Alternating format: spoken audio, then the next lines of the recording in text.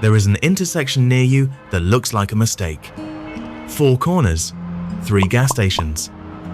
And the question sort of asks itself, who approved this? The answer, up front, nobody was stupid. And nobody had to conspire. What looks like a war is actually a truce, the only one the map allows. And that should sound impossible. If you were opening a store, the one spot on earth you would avoid is right next to the competition. Spread out, find your own customers. It seems obvious. And yet everywhere you look, burger places huddle with burger places, coffee shops stare at coffee shops across the street, and furniture stores flock together like birds. And a lot of people quietly suspect it is something darker, a deal made in a back room somewhere. In 1929, a statistician named Harold Hotelling worked out why, and the why is stranger than any of those stories.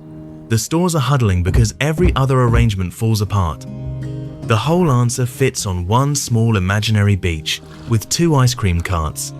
By the end of it, your own street will start making a strange kind of sense. The crowding, the matching prices, and why nobody can fix any of it by simply deciding to be reasonable.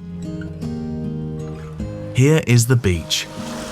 It is a mile long. Sunbathers are spread evenly along it, towel after towel, and every single one of them wants ice cream. You and your cousin each own a cart, same cones, same prices, and the customers have exactly one rule. They walk to whichever cart is closer. Hold on to those 3 rules. Same product, same price, lazy customers. They are doing a lot of quiet work, and later we will let them go, one at a time. Now, the fair arrangement is obvious. You park a quarter of the way down the beach, your cousin parks a quarter from the other end, nobody walks far, the customers split evenly. It is the version a referee would draw. And it survives right up until the moment your cousin looks at the middle of the beach and does the math. If he slides his cart toward the center, he loses nothing. Everyone on his side of the beach still walks to him because you are even farther away. But the boundary, the invisible line where people switch from his cart to yours, slides along with him. Every step he takes toward you converts a stripe of your beach into his beach.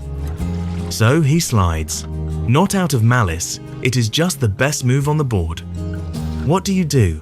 You cannot scold him back into position. There is no referee. That is the whole point. The only move that wins your customers back is the same move. Slide toward the center yourself. So you do. And he answers. And you answer him. Step by step, 2 carts that started politely apart end up parked back to back in the dead center of the beach, each serving exactly half. Which is exactly what they had at the start. All that maneuvering, and neither of you gained a single cone. The customers at the far ends of the beach are worse off, they walk farther now. The carts gain nothing, everyone is slightly annoyed. And this is where a sad story hardens into a law. Check the middle. Once you are both there, no move helps. Slide away from the center in any direction, and you hand a stripe of customers to your cousin. The center is the only spot on the entire beach where staying put beats moving. Game theorists call that an equilibrium. You can call it a trap with good reviews. Nobody chose the huddle. 2 people chose over and over not to lose. The huddle is simply where not losing leads. Now, real stores do not glide down the street like carts on sand. They sign leases that last years. That sounds like it breaks the story. It actually just changes when the story happens. The sliding takes place before opening day, in the site surveys, in the foot traffic reports, in the rent, which is highest exactly where the game says everyone wants to stand. Every big chain runs the beach game on a spreadsheet first and then pours the answer in concrete. That absurd intersection near your house is not a game being played. It is the fossil of a game that is already over. So the huddle is not failed competition. The huddle is what competition looks like once it settles. And now let us release those 3 suspicious rules, one at a time, because each one you release explains another piece of your street. Rule 1, same price. On the beach, the carts were not allowed to undercut each other. Real stores are. So why fight over parking spots instead of just cutting prices? Because the 2 wars end differently. When your cousin moves his cart, he takes customers only until you match his position, and once you match, you both still earn full price on every cone. When he cuts prices, you match that too, and now you are both earning less on the same cones indefinitely. A location war ends in a tie. A price war ends in a hole. Given a choice of weapons, both sides quietly reach for the one that does not shoot money. And this looks exactly like something else. When two gas stations across the street show the same number, it feels like somebody made a phone call. Sometimes somebody did. That is called price fixing.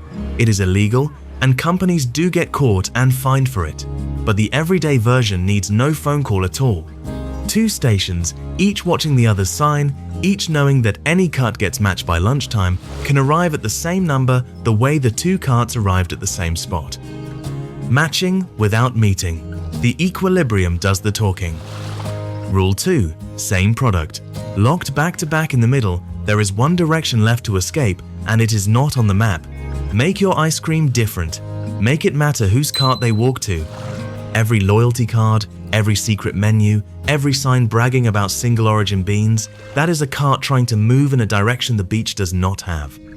Economists call it differentiation, and it is the reason the two coffee shops glaring at each other across the street can both still be alive. They share a corner, they no longer share a product.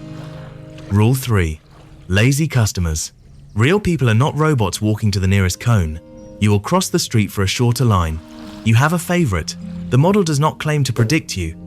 It claims to predict the average of 1 million small walks, and averages are where a tiny advantage in position, repeated by every passerby every day, quietly turns into rent that only winners can pay. One more thing, and this one is fine print. Hotelling wrote this in 1929. Decades later, economists went back over the math and found an expiry date. If prices are fully free to move, then under some conditions the pull reverses, and the carts flee to opposite ends of the beach to soften the price war. That is Rule 1, taking its revenge. So this is a tendency, with terms and conditions. The middle pulls. It does not always win. So what does the beach cost you? Start with where things are.